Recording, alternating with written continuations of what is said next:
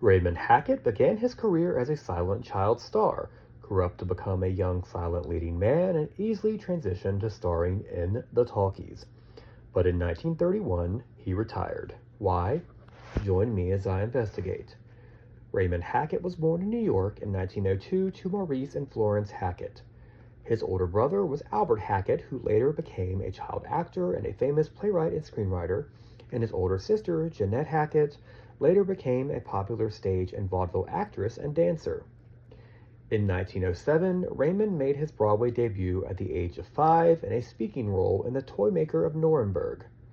Multiple sources indicate that Florence encouraged all of her children to enter show business and was a stage mother, if you will. Raymond appeared in 3 other Broadway shows over the next 5 years, including co-starring with Maude Adams in 1912's Peter Pan. In 1911, Florence began acting and became a star at Lubin Motion Picture Studios, and it comes as no surprise as she soon brought all of her children to act there as well. Raymond made his screen debut in 1912's A Matter of Business, which also starred his mother.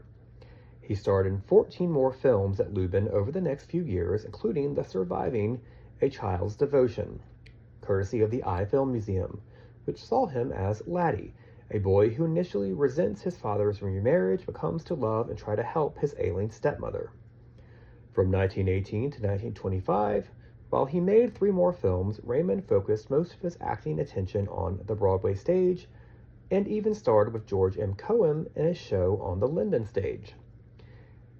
On Broadway, he starred with Lionel Barrymore in The Copperhead in 1918 and had his biggest hit in 1925 when he starred with Mary Boland and Humphrey Bogart in Cradle Snatchers, which ran for 478 performances.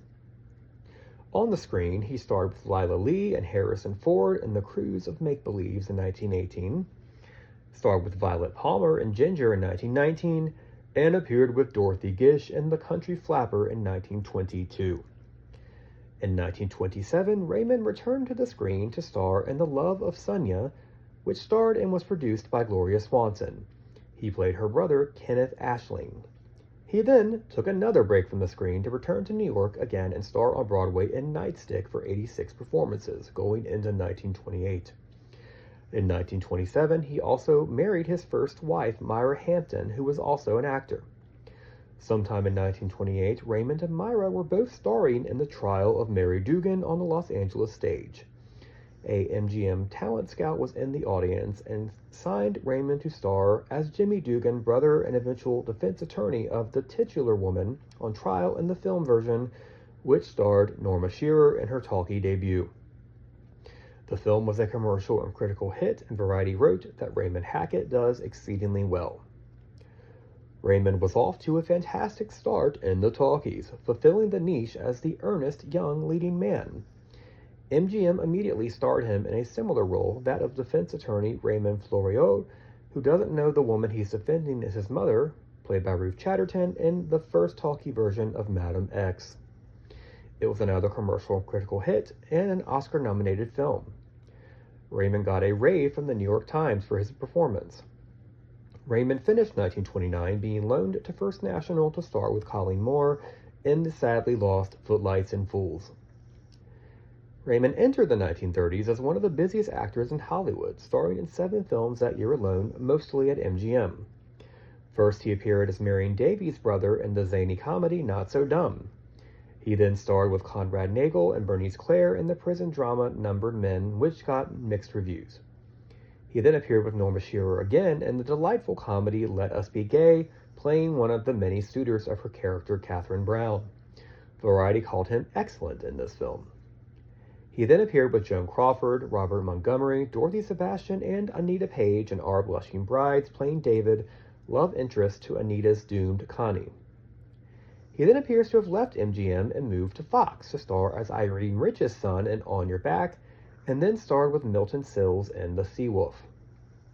Raymond then moved to Universal to star with Helen Twelvetrees in the sadly almost completely lost, save for a few minutes, The Cat Creeps, a sound remake of The Cat and the Canary. It appears to have done both commercially and critically well, with Raymond getting raves in Exhibitors Forum. Raymond remained at Universal to co-star with John Bowles, Lois Wilson, Genevieve Tobin, and a young Betty Davis in 1931's Seed, which appears to have also done well. Despite his success in 1930 and 1931, Seed turned out to be Raymond's final film.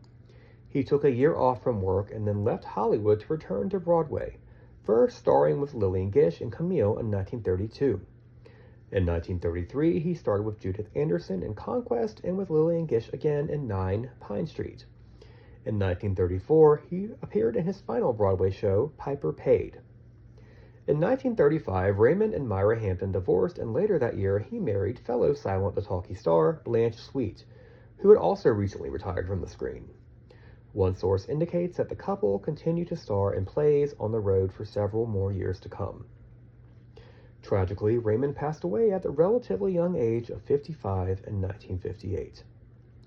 So we are left with the question, why did Raymond Hackett retire so early on in the talkies? Well, it appears that he decided to leave films to return to his first love, the stage. Perhaps he got burnt out making so many films so quickly that he was ready for a break and then never felt the need to return. Another explanation could be that he grew out of his earnest young man niche and decided to step away before gambling with where aging would take his career on the screen. I think Raymond could have made a go at it as a successful leading man or supporting man in the 1930s, but perhaps his heart wasn't in it or he didn't get any offers. Either way, he went back on the stage and found romance with Blanche Sweet, and the two seemed happy to enjoy a happy life together until his untimely death 20 years later. I'd like to think that Raymond decided to act on the stage around the country on his own terms without having to deal with the pressures and politics of either Broadway or Hollywood. Whatever the reasons were behind his retirement, Raymond was a truly talented actor and a legend of the stage and screen. You can find a number of Raymond's movies to enjoy on YouTube. A Child's Devotion, which appears courtesy of the Eye Museum, The Love of Sonia, The Trial of Mary Dugan, and Madam X. You can also catch Not So Dumb, Let Us Be Gay, and Our Blushing Brides quite often on TCM. I must thank my sources for this episode: Virtual History, Photoplay, Vintaz.com, the Internet Broadway Database, IMDb, Obscure Hollywood, Trav ST's blog, Travelanche, Find a Grave, and of course, archive.org, further digitization of variety. Please like and subscribe or follow this account if you want to learn more about the history of silent film stars whose stardom lasted only briefly in the talkies. Up next, join me as I investigate the silent the talkie career of Georgia Hale. Thank you so much for joining me. Have a great rest of your day.